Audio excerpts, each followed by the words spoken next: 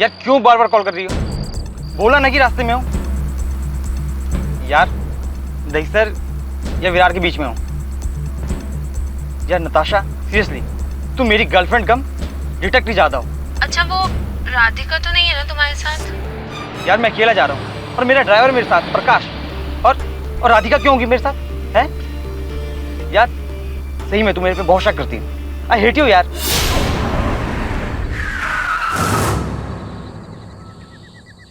क्या हो प्रकाश?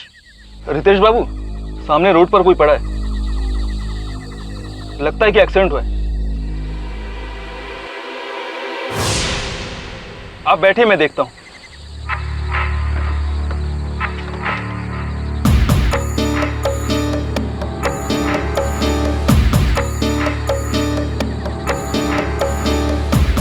देखो कौन है?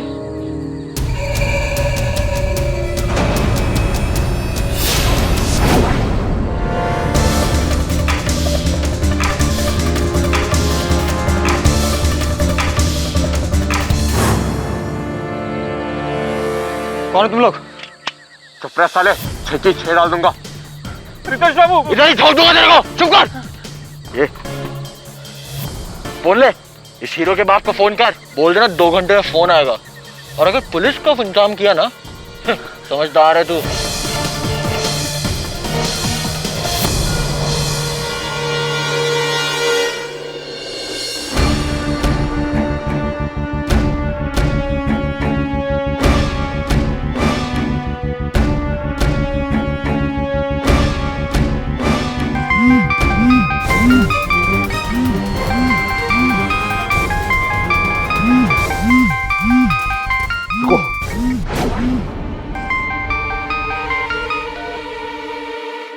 हेलो हेलो हेलो करना बंद कर। जो बोल रहा हूँ ना वो चुपचाप सुन ले।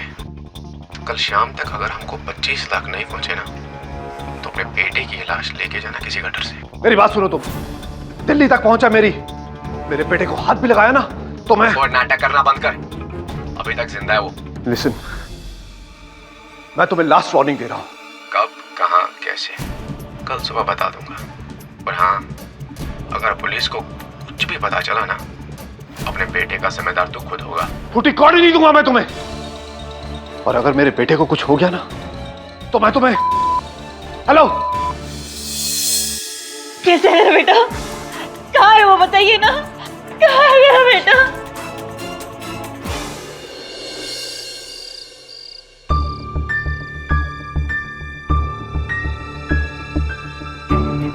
सिर्फ 25 लाख? Are you sure?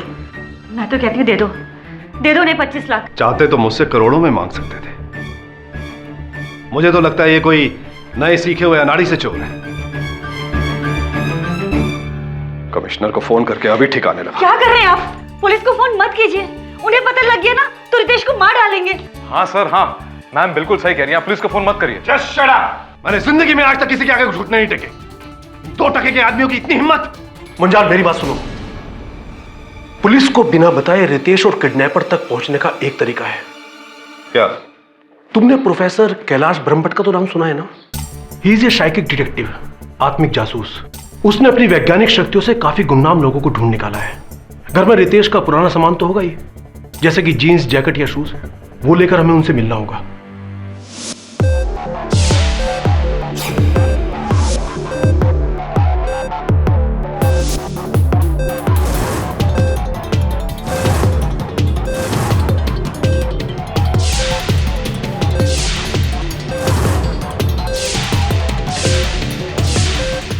हो क्या रहा है? मुझे लगा हम किसी जासूस से मिलने आए हैं, ये तो कोई साइंटिस्ट सा लग रहा है। आपके बेटे का कद 5 फुट 9 इंच और वजन तकरीबन 70 किलो। हाँ। उंगलियों में अंगूठी पहनता है? जी। पुखराज। और गले में किसी मोटी धातु, सोने की चीज? जी हाँ, पर आपको ये सब कैसे पता? विज्ञान, साइंस मिस्टर मुंजाल। जिस तरह से हर इंसान की उंगलियों के अलग अलग निशान होते हैं, इसी तरह हर इंसान की अपनी एक अलग दिव्य शक्ति होती है, एक अलग सी ऊर्जा, एनर्जी, ऑरा। मतलब आपके लिए ये क्या है, जैकेट? जी। मेरे लिए ये आपके बेटे का प्रतीक है। इसमें उसकी खुशबू, उसकी खुशबू के अलावा उसकी ऊर्जा भी है। और इंसान अपनी ऊर्जा को अपने साथ लेकर चलता है हमेशा। मेरी सालों की मेहनत से बनाई ये ऊर्जा की मशीन उस ऊर्जा को रीड करती है और फिर उसे दुनिया भर में ढूंढती है। आपका क्या मतलब है कि आप इस जैकेट से मेरे बेटे को ढूंढेंगे? ये मशीन है कि पुलिस का कुत्ता? आप जो भी समझे, मगर आपका बेटा इस वक्त विरार के आसपास कहीं पर है।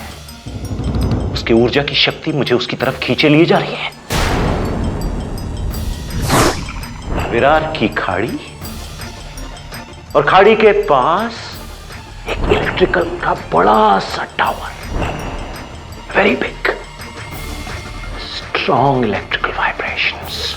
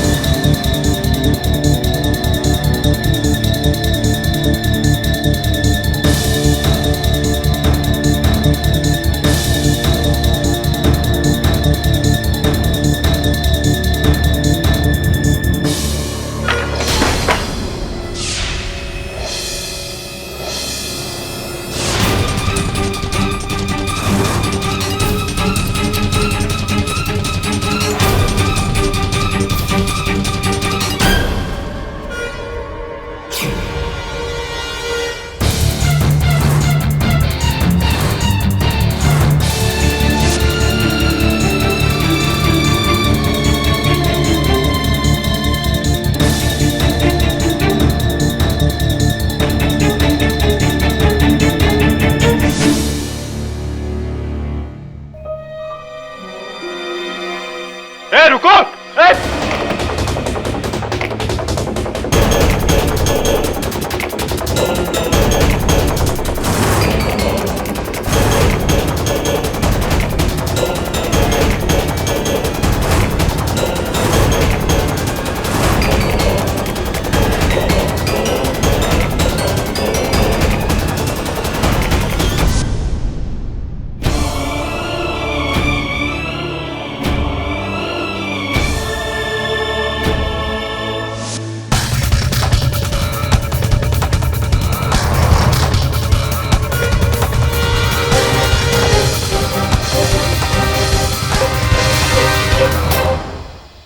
ये आपके बेटे किडनैपर। खड़े हो जाओ। चल। चुप। आप जानते ही नहीं? जी हाँ, ये मेरे बेटे के दोस्त हैं।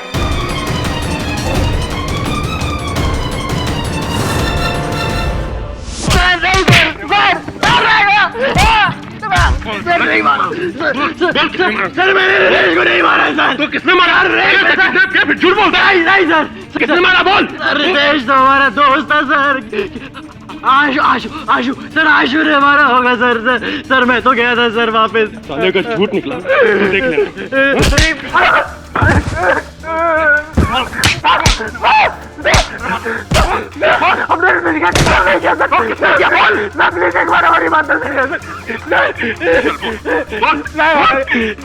ये पूरा मिनट रितेश का था सर। हेलो, हाँ बोल रहा हूँ। ओके। अबे कौन था? यार राघव अन्ना का फोन आया था। कहता है कि अगर संडे तक पैसा नहीं मिला तो उठा लेगा। यार मेरी तो बैंड बज गई है यार, कहाँ से लाऊं मैं 20 लाख? तेरे बाप के पास इतना सारा पैसा है, कब खर्च करेगा वो कंजूस देगा। अगर उसे पता भी चला ना कि किसी भाई से मैंने पैसा लिया तो वो खुद फोन करके कहेगा कि उठा ले मेरे बेटे को। भाई इतना पैसा 20 लाख रुपया कहाँ से लेके आएगा तू? यार एक तरीका है, इससे पहले कि राघव वरना मुझे किडनैप करे तुम लोग कर लो। क्या पागल हो गया क्या? कोल्ड ड्रिंक चढ़ गई है तुझे? यार 20 लाख अन्ना को दूंगा और 5 लाख अपने। अगर पकड़े गए ना कुछ नहीं होगा यार, सैटरडे को मैं गुजरात जा रहा हूँ, डैड का कोई बिजनेस काम है, बस तुम लोग रास्ते मुझे उठा लेना। देख यार एक चांस है बस। रितेश साले उसके मरने के बाद सारा बिल उसमें पड़ रहा है। एक अमीर लड़के को फंसाकर और जब पुलिस को आता देखा तो घबरा के उसे मार दिया। सालों के लिए जेल में सड़ा दूंगा, समझा?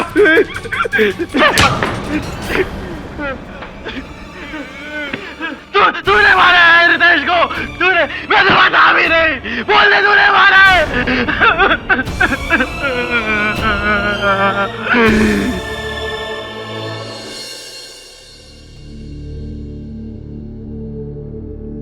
केडी साहब अब तक नहीं आए? पता नहीं केडी से कहाँ रह गए। नो प्रॉब्लम, मैं बाद में आ जाता हूँ। Alright, sure. Wow, the man himself, Mr. K.D. Pathak. Myself, Professor Kailash Brahmbhatt. Professor साहब आइए आइए बैठिए, कहिए क्या कर सकता हूं मैं आपके लिए? But let me say, Mr. Pathak, कि आपके अंदर एक अनोखी किस्म की ऊर्जा है, बहुत ही शक्तिशाली, वेरी पॉजिटिव ऊर्जा। हाँ, ऊर्जा की शक्ति ऐसी होती है। और मैंने प्रोफेसर कैलाश ब्रह्मभट्ट ने अपने सालों की स्टडी के बाद इस ऊर्जा की शक्ति को नापने और जांचने का पूरा अध्ययन किया है। साइकिक डिटेक्टिव्स के बारे में तो पढ़ा होगा आपने। हाँ पढ़ा भी है और कुछ टीवी शोज भी देखे थे इस पर। विदेश के मैं नहीं जानता था कि भारत में भी इस कला का प्रयोग किया जाता है। इस बात का मेरे साथ क्या लेना देना है? 4 दिन पहले मुंबई के एक बहुत बड़े डायमंड ट्रेडर मुंजाल के बेटे रितेश को अगवा किया गया। हाँ पढ़ा था। और उसके बाद पुलिस को उसकी लाश मिली। लेकिन जिन दोनों लड़कों को पुलिस ने अरेस्ट किया है वो बेगुनाह है। ये आप किस आधार पर कह रहे हैं? क्योंकि जब मैंने पढ़ा था अखबार में कि पुलिस के पास उनके विरुद्ध साक्ष्य है। जरूर होंगे, मगर ये नहीं होगा। ये रुमाल मुझे उसी कमरे से मिला जहां से पुलिस को रितेश की लाश मिली थी।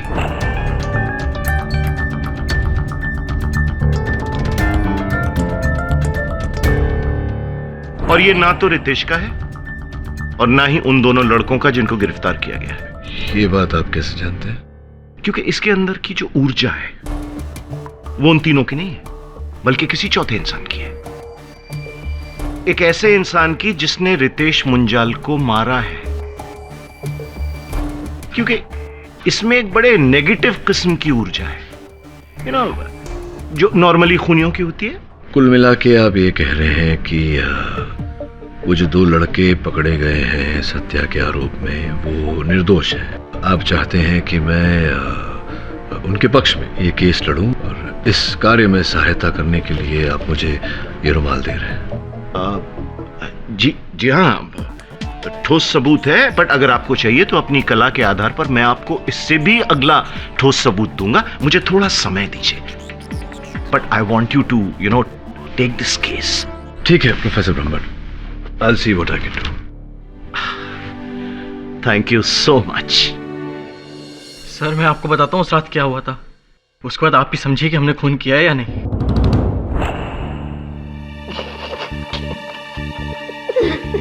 तुझे क्या लगा था तू इन पत्तों में जीतेगा साले? ये देख, ओए ये देख। तू मेरे साथ ऐसा क्यों करता है यार? पत्ते देना मुझे। पर एक बात बोलूं मैं तुझे, हाँ, ये नसीब बहुत खराब है यार। अबे नसीब अच्छी होती तो खुद को किडनैप करवाता क्या? बस एक दिन और भाई, बस एक दिन और।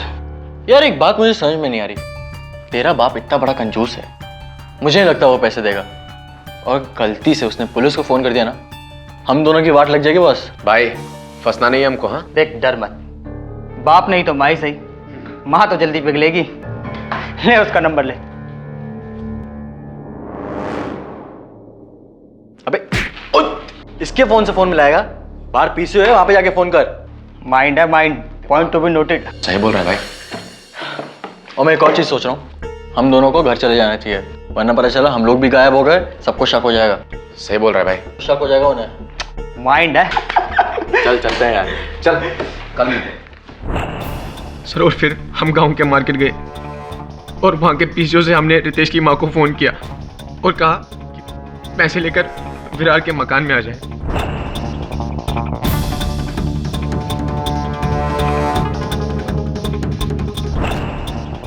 सर हम अपने अपने घर चले गए।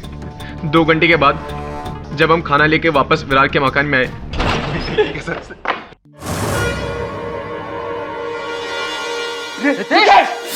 रितेश! मेरे गाल में कुछ प्रॉब्लम हो जाएगी। इतना मत कर यार, सांस भी नहीं ले रहा है। रितेश!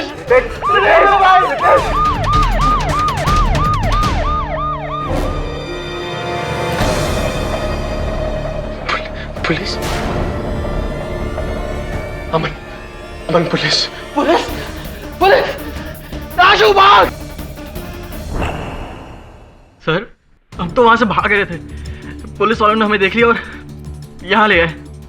सर प्लीज हमारा केस लीजिए, प्लीज सर। सर हमें बचा लीजिए सर, प्लीज। रितेश हमारा दोस्त था सर, हम उसके साथ ऐसा क्यों करेंगे?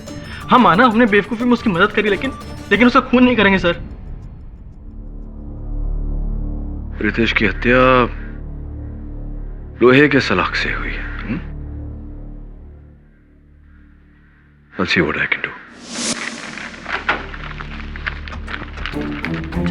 यही है वो लोहे की सलाख जिस पर यहाँ बीच में उन दोनों लड़कों की उंगलियों के निशान हैं। बीच में इसके छोर पर है? नहीं, लेकिन छोर पर काली मिट्टी लगी हुई है,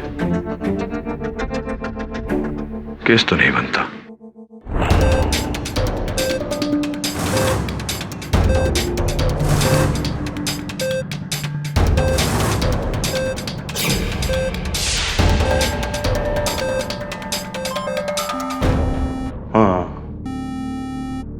मेरा अंदाजा सही था, वो कातिल हिंदुस्तान छोड़कर नहीं गया है अभी, और कहीं पनवेल और चेंबूर के इलाके के बीच में है, क्योंकि उसकी ऊर्जा मुझे वहां खींच रही है। कद 5 फुट 8 इंच, रंग सांवला और हाथ में नीलम की अंगूठी। ये तो कोई भी आदमी हो सकता है। हाँ, या फिर औरत। Yes sir. ठीक है सर, मैं आज ही वहां चला जाता हूं। Bye sir. Good news professor Brahma Bhatt, KD sir ने केस ले लिया है। वो तो लेना ही था, मेरे जीनियस को उन्होंने पहचान जो लिया है।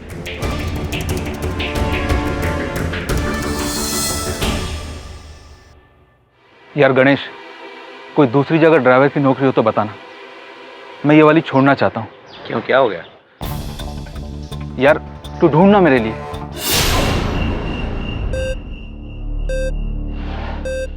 उस कातिल की नेगेटिव वाइब्रेशंस इस पूरे कमरे में मौजूद है। उसने यहां की लगभग हर चीज को छुआ है, लेकिन बहुत चालाक है। सारे सबूत मिटाने की कोशिश की गई है। ये सब आपको अपने इस मेटल डिटेक्टर से पता चल रहा है?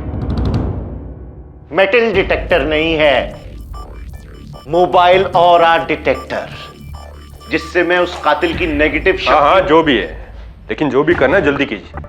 वैसे भी अदालत इन सब चीजों को नहीं मानती, और अगर कुछ ढूंढना है तो कुछ ठोस सबूत ढूंढिए। ये ठोस है? बाल?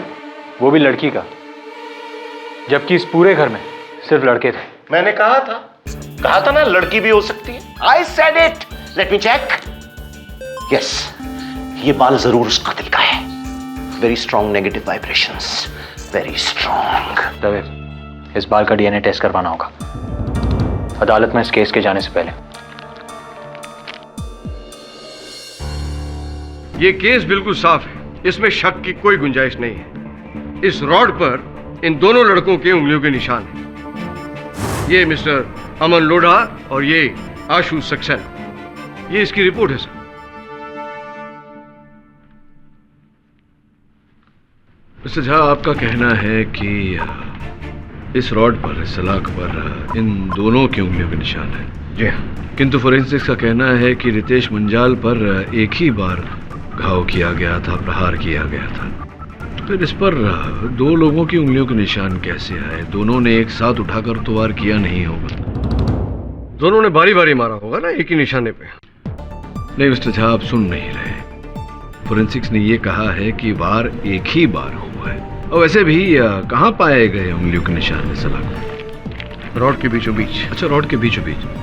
अब मिस्टर झा, मुझ पर वार करिए ना, असल में नहीं, नकली वार करिए। नहीं, यूं नहीं। आपने कहा कि उंगलियों के निशान रॉड के बीचों बीच पाए गए, तो बीच में पकड़िए।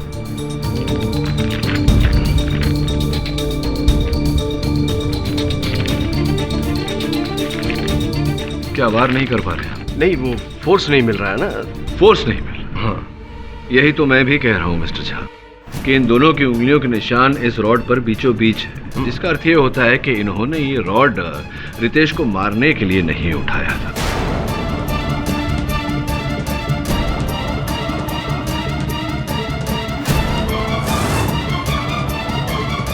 क्योंकि आप ही ने कहा अगर रॉड को बीच से पकड़ा जाए तो फोर्स नहीं मिलता मारने के लिए, और अगर इन्हें मारना होता तो रॉड को छोर से उठाते, लेकिन छोर पे कोई उंगलियों के निशान नहीं है। लोहे के दूसरे सिरे पर उंगलियों के निशान थे? नहीं, उंगलियों के निशान नहीं है योर ऑनर, लेकिन थे, पोंछ दिए गए योर ऑनर, इस रुमाल से, जो रुमाल प्रोफेसर ब्रह्मभट्ट को वहां से मिला। तो आप कैसे यकीन से कह सकते हैं कि इसी रुमाल से ये निशान पहुंचे गए हैं? क्योंकि इस रुमाल पर काली मिट्टी लगी हुई है, वही काली मिट्टी जो इस सलाख के छोर पर लगी हुई है, जिस सलाख से उसी कमरे में पड़ी काली मिट्टी को खोदा गया था। अब कनेक्शन बनता है या नहीं? लेकिन मिस्टर पाठक, जितना मैं जानता हूं और जितना ये पुलिस जानती है कि इन दो लड़कों ने अपने अमीर दोस्त को किडनैप किया। जब उसने भागने की कोशिश की तो इन दोनों ने इसी रॉड से उसे मार डाला। अब इसके अलावा आपके पास कोई तीसरा एंगल है तो आप बताइए, वरना केस खत्म। तीसरा एंगल तो नहीं है योर ऑनर, तीसरा व्यक्ति है मेरे पास, वही व्यक्ति जिसके सर का बाल वहां मौका वारदात पर पाया गया। ये बाल फोरेंसिक्स के अनुसार योर ऑनर रितेश की गर्लफ्रेंड नताशा का है, जिनको मैं कटघरे में बुलाने की अनुमति चाहता हूँ। सर, ये सच है कि मैं रितेश से उस दिन विरार क्रीक के उस घर में मिली थी, क्योंकि मैं बॉम्बे से ही उसका पीछा कर रही थी। ओह, तो आप भी इस किडनैपिंग के प्लान में शामिल थी? हैं? नो सर, उस किडनैपिंग का तो मुझे कुछ आइडिया भी नहीं था। मैं रितेश को फॉलो कर रही थी क्योंकि मुझे उस पर डाउट था कि का मेरे अलावा भी किसी और से अफेयर है। और फिर उस रात रितेश, कहाँ पहुंचे तुम? यार क्यों बार बार कॉल कर रही हो? दहिसर या विरार के बीच में हो। यार नताशा, सीरियसली तुम मेरी गर्लफ्रेंड कम डिटेक्टिव ज्यादा हो। ओके। अच्छा, वो राधिका तो नहीं है ना तुम्हारे साथ? यार मैं अकेला जा रहा हूँ और मेरा ड्राइवर मेरे साथ प्रकाश। सही में तुम मेरे पे बहुत शक करती हो। आई हेट यू यार।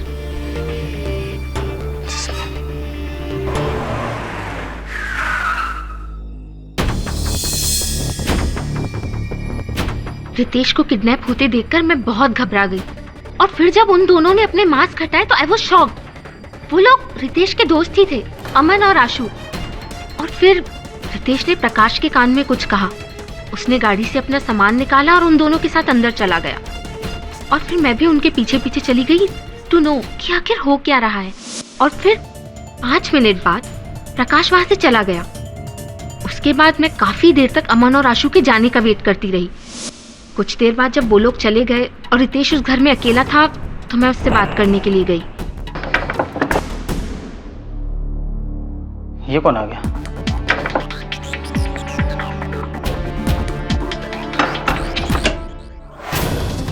नताशा तुम? रितेश, यहाँ क्या हो रहा है? मैं सब बताऊं तुम्हें। तुम मेरा पीछा कर रही थी ना? अच्छा लिसन, पीछा कर रही हूँ वो बात की बात है damn it. You tell me what is going on here. Ashu और अमन तुम्हें किडनैप कर रहे हैं, प्रकाश उनसे मिला हुआ है यार, चल क्या रहा है? देख मैं सब बताता हूँ, चल पहले बैठ तो, चल आके बैठो। क्या? सर फिर रितेश ने वहाँ बिठाकर मुझे अपना पूरा प्लान समझाया कि वो ये सब अपने डैड से पैसे ऐंठने के लिए कर रहा था। मैं खुश नहीं थी उसकी प्लानिंग से, पर मन में एक सुकून था कि किसी और लड़की का चक्कर नहीं था। बस सर फिर उसने मुझे कन्विंस किया और मना भी लिया कि मैं ये बात किसी को नहीं बताऊं। और फिर आई प्रॉमिस्ड हिम और मैं वहाँ से चली गई। चली गई? हाँ, मुंबई अपने घर। ये बात आपने पुलिस को नहीं बताई? सर मुझे बहुत डर था कि कहीं वो लोग उल्टा मुझी पे डाउट न कर ले, मैं इसीलिए चुप रही। बट ट्रस्ट मी सर, सच यही है कि जब मैं वहाँ पर थी तो रितेश जिंदा था। उसे किसी ने मेरे जाने के बाद ही मारा होगा। ये रुमाल आपका है? नो सर, मेरा नहीं है। आपने कहा था कि आपने रितेश के ड्राइवर प्रकाश को भी वहां देखा था इनके साथ मिले हुए। साहब राम कसम, हमको उस प्लान के बारे में कुछ भी मालूम नहीं था। वो तो जब उन अगुवाइयों में से एक ने हमें फ़ोन दिया तो हमने उसके हाथों में लिपटा हुआ वो माला देख लिया। ऐसी माला तो अमन भैया पहनते। कहीं कहीं अमन बाबू, अमन भैया आप तो नहीं? अमन भैया आप? आशु भैया? फिर रितेश बाबा ने हमें प्लान बताया और हमें लालच दिया कि अगर हम चुप रहेंगे तो हमें भी 50,000 देंगे। सच कहिए तो हम लालच से ज़्यादा डर गए थे, इसलिए हम चुप रहे। ये सच कह रहा है सर। असल में प्लान ये था कि प्रकाश रितेश की किडनैपिंग में आई विटनेस बनेगा, लेकिन उसने हम दोनों को पहचान लिया, इसलिए हमें उसे भी अपने प्लान में शामिल करना पड़ा। जी साहब, और जब रितेश बाबा का कत्ल हुआ तो हम चुप हो गए।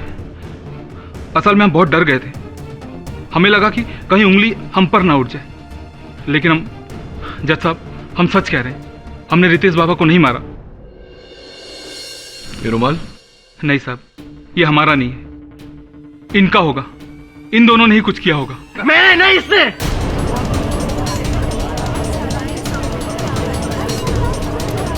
Order order. सर मैं तो फोन करने के बाद सीधे घर गया था, मुझे क्या पता ये कहाँ गया था। ओए चुप कर। इसके बाद मैं भी घर गया था, मुझे क्या पता तू कहाँ गया था। तू मुझे बता रहा है और तू मुझे। देख मैं तेरे को बता रहा हूँ। एक मिनट। अमन, पीसीओ से तुमने किसे फोन किया था? सर मैंने रितेश की माँ को फोन किया था। हेलो। देखिए आप समझदार हैं, अपने पति की तरह बेवकूफ़ी मत करिए। 25 लाख रुपए मांगे, पहुंचा दीजिए, वरना आपका बेटा रितेश। नहीं प्लीज मेरे बेटे के साथ कुछ मत करिएगा। मैं अभी इसी वक्त आपको पैसा पहुंचा दूंगी। आप बस बता दीजिए कि कहाँ पहुंचाना है। 2.5 घंटे में विरार क्रीक के पास एक इलेक्ट्रिक पोल है, वहीं पे। Virar creek electric tower? जी मैं पहुंचा दूंगी। आप बस मेरे बेटे को छोड़ दीजिएगा। हाँ, मुझे इसका फ़ोन आया था, फिर मैंने हमारे जो मैनेजर हैं दर्पण, उन्हें बुलाया।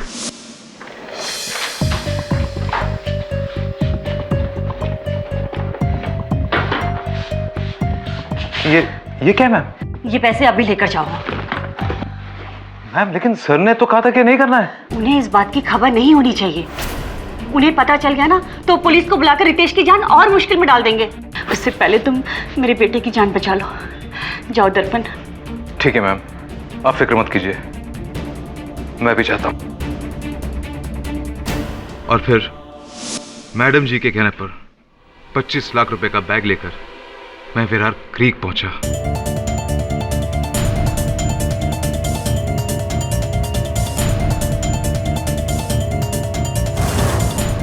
वहां इलेक्ट्रिक टावर के पास पहुंचा ही था कि मैंने वहां पुलिस की जीप देखी।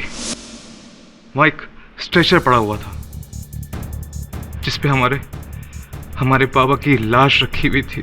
मेरा तो दिल जैसे बैठ ही गया था। हेलो मैम, मैं यहाँ पहुँच गया हूँ, लेकिन यहाँ तो पहले से पुलिस है मैम। हमारे रितेश बाबा। जी मैम, मैं वापस आ रहा हूं। Okay ma'am. उसके बाद मैं घर लौटा और पैसों का बैग मैंने मैडम जी को दे दिया। लेकिन अफसोस मैं विरार सही वक्त पर पहुंच नहीं पाया और अपने रितेश बाबा को मैं नहीं बचा पाया। और वहां ना आपने अमन को देखा, ना आशु को, न नताशा को, न प्रकाश को, किसी को नहीं देखा। जी नहीं सर। ये रुमाल? नहीं सर, ये मेरा नहीं है। मिस्टर पाठक, इस हत्या से आपने कई और नाम जोड़ दिए हैं, लेकिन इनमें से कोई भी इस लायक नहीं है जिसे कि खूनी करार दिया जाए, सिवाय इन दो लड़कों के। Your honour, with your permission, मैं कुछ कहना चाहता हूं। परमिशन ग्रांटेड, आइए। योर ऑनर, शायद आप लोगों को पता नहीं होगा कि केडी पाठक साहब ने यह केस मेरे ही कहने पर लिया है, क्योंकि इन्हें मेरी ऑरा मशीन पर 100% यकीन है और इनके कहने पर मैं अपनी आत्मिक विद्या से इस अदालत की मदद करना चाहता हूं। प्रोफेसर साहब, ये आप क्या कहा आपने? आत्मिक विद्या? नहीं योर ऑनर, ये बात अब तक प्रमाणित नहीं हुई। ऑफ कोर्स, प्रूवन फैक्ट है। कितने लोगों को ढूंढा है मैंने अपनी इस ऑरा मशीन के जरिए, और अगर आप इजाजत दें तो मैं अभी इसी कोर्ट में अपनी इस ऑरा मशीन के जरिए कातिल का पता लगा कर रहूंगा।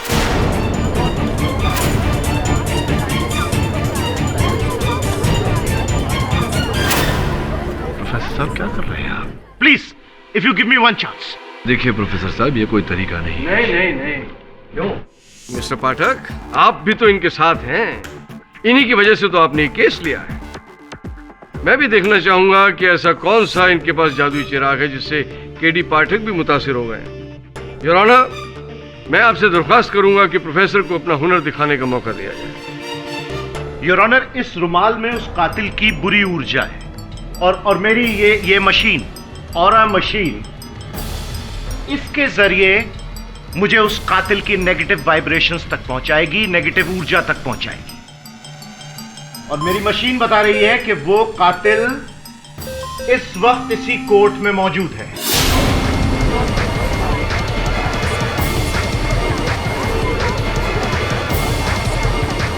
Order, silence in the court please.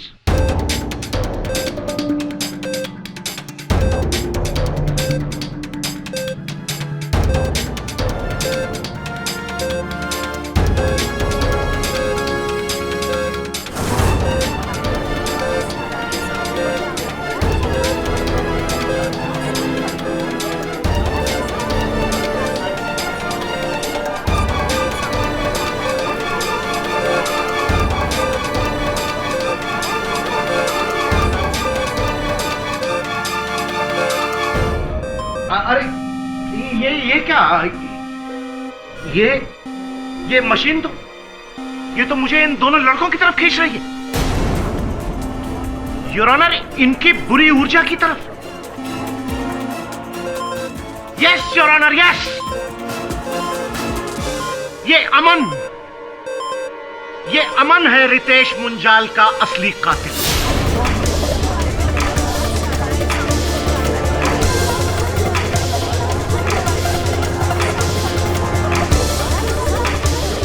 Order.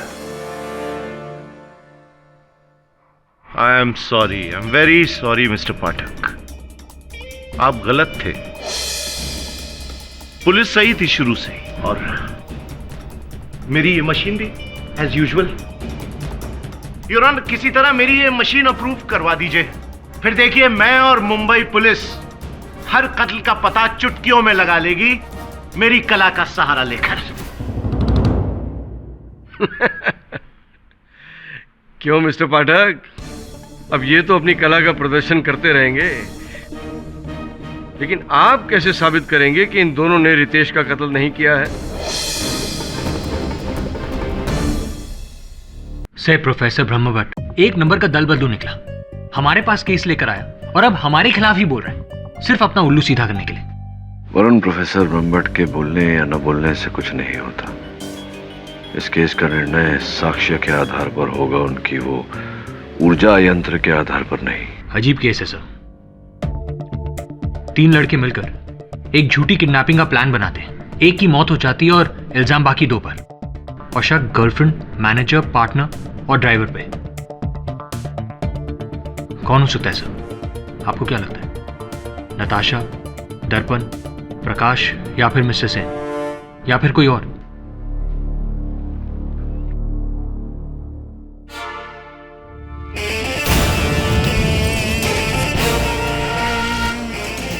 हमें किसी ऊर्जा यंत्र की आवश्यकता नहीं।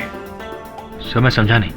पानी के इस निशान से मुझे निशानी मिल गई है। तू जा मिसेस मुंजाल के पास, ये हमारा अंतिम अवसर होगा।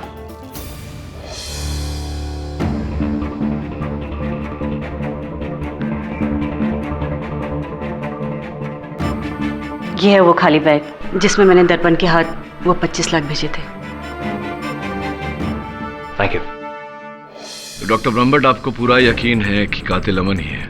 ऑफ कोर्स, मेरे ऊर्जा की साइंस कभी भी गलत नहीं होती है।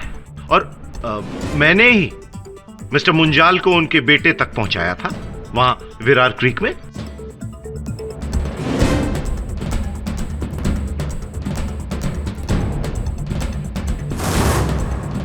देखिए प्रोफेसर, हालांकि आपका इस केस से कोई लेना देना तो है नहीं, फिर भी आप मेरे काम में टांग अड़ा रहे हैं, इसलिए बता रहा हूं। अमन ने मिसेस मुंजाल को फोन किया था और कहा था कि रात 10:20 पर वो बैग लेके, पैसों भरा बैग लेकर के विरार पहुंच जाए इलेक्ट्रिक टावर पर। तो और ठीक 10 मिनट बाद मिस्टर मुंजाल और उनके business partner mister Shamik Sen professor Brahmbhatt के पास गए। क्यों मिस्टर सेन?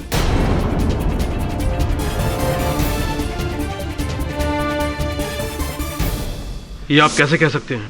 क्योंकि आपने मिस्टर मुंजाल को फोन करने से पहले प्रोफेसर ब्रह्मभट्ट को फोन किया था। ये मैंने ही आपके फोन कॉल के रिकॉर्ड्स कहते हैं। मैंने अनुभवी के मुंह से विरार क्रीक टावर का नाम सुन लिया था और मैं सिर्फ प्रोफेसर की मदद करना चाहता था। क्यों? क्योंकि प्रोफेसर ब्रह्मभट्ट मेरा बचपन का दोस्त है और मैं उसकी बिजनेस में हेल्प करना चाहता था एज ए फ्रेंड, इसके अलावा और कुछ नहीं। मतलब प्रोफेसर ब्रह्मभट्ट की आत्मिक कला, दिव्य शक्ति, वो यंत्र, ये सब नकली है।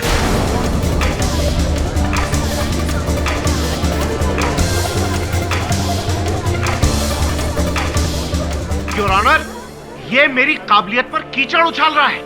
वो डिब्बे की मशीन नहीं है, टीन के डिब्बे की। मेरी कला है, मेरी काबिलियत, जिसको एक दिन मैं प्रूफ करके दिखाऊंगा। ऑर्डर, आप बैठ जाइए। ये मेरे पास क्यों आए थे केस लेकर? क्योंकि प्रोफेसर ब्रह्मभट्ट पब्लिसिटी का भूखा है। वो जानता था कि ये केस आपके पास आएगा तो आपके कंधे पर रखकर उसको फ्री की पब्लिसिटी मिल जाएगी। केस सोल्व आप करेंगे और वो लोगों को बताएगा कि उसने ये केस सोल्व किया है,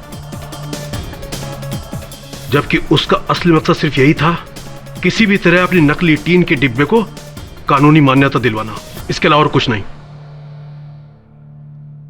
आप अपने इस आत्मिक कला को प्रमाणित कीजिए। मैं अदालत में यह प्रमाणित कर देता हूं कि असल हत्यारा कौन है।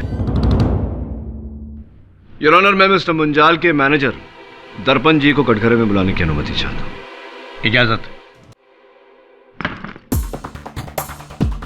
यही बैग था दर्पण जी, जिसमें रुपए लेकर आप उस रात रितेश जी के अपहरणकर्ताओं के पास गए थे विरार। जी सर। मिस्टर पाठक, इस बैग का रितेश के कत्ल से क्या ताल्लुक है? लेना देना ये है कि आपने कहा था कि आप वहां पहुंचते ही बैग लेकर लौट गए थे। आप कमरे के अंदर गए नहीं थे, ऐसा आपने पुलिस को कहा। अदालत में भी यही बात कही। जी, मैं वहीं से लौटा। आपको पता है कि वहां जिस कक्ष में रितेश जी को बंद करके रखा गया था, जहां उन्हें मारा गया, वहां अंदर काम चल रहा था, जिसके कारण काली मिट्टी वहां पड़ी हुई थी। वही काली मिट्टी जो इस सलिए के छोर पे लगी थी, और वही काली मिट्टी यहाँ देखिए इस बैग के नीचे लगी है।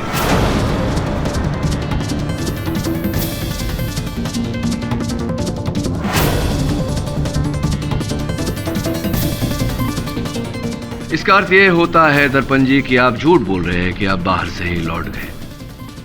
आप गए थे अंदर और आप ही ने रितेश जी को मारा है, और आप गए थे उस कक्ष में पुलिस के आने से पहले।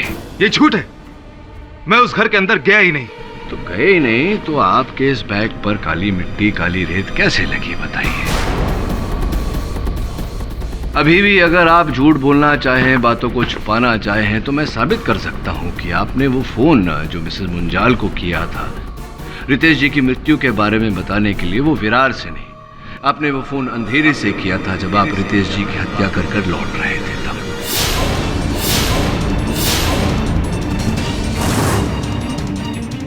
अभी भी झूठ बोलना चाहेंगे या सत्य बताएंगे? हाँ हाँ, मैंने बाबा को मारा है।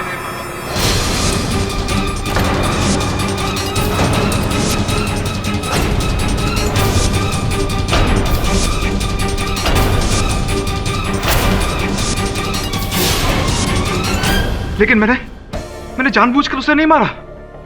वो तो सिर्फ एक हादसा था।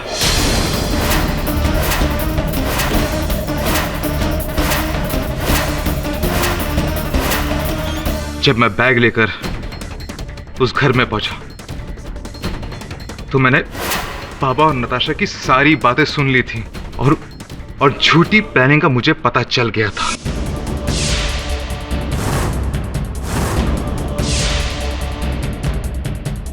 मैंने अंदर जाने के बाद बाबा को बहुत डांटा कि जो वो कर रहा था ठीक नहीं कर रहा था, अपने माँ बाप को धोखा दे रहा था। लेकिन उसने मुझे रिश्वत देने की कोशिश की। मैंने मना कर दिया। मैंने उससे कहा कि मैं ये सारी बातें सर और मैडम जी को बता दूंगा। फिर उसने मुझसे वो बैग छीनने की कोशिश की, और जब मैंने बैग देने से इनकार कर दिया, सर उसने मुझ पर हाथ उठाया। इतने सालों की वफादारी का इनाम मुझे ये मिला। मेरा दिमाग घूम गया था।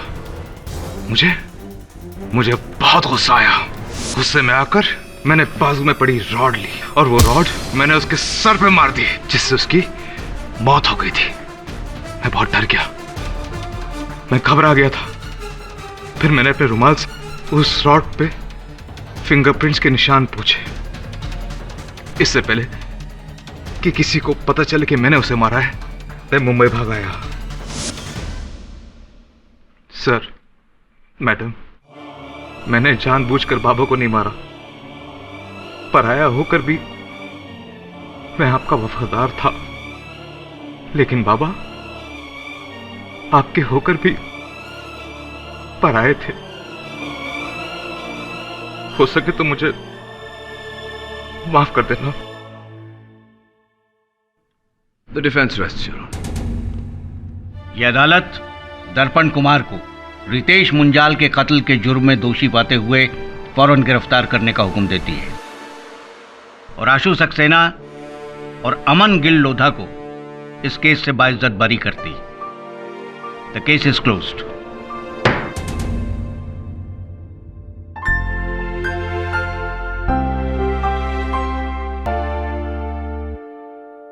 Congratulations mister Pathak. वैसे इसमें कुछ कंट्रीब्यूशन मेरा भी है। वो रुमाल मैंने ही ढूंढा था। Of course. आज भले ही आपने मेरी इस कला को ढोंग समझा हो, एक दिन मेरी ये ऑरा मशीन हर क्राइम का जवाब होगी। ठीक है, तब तक इस कार्य के लिए अदालत है ना।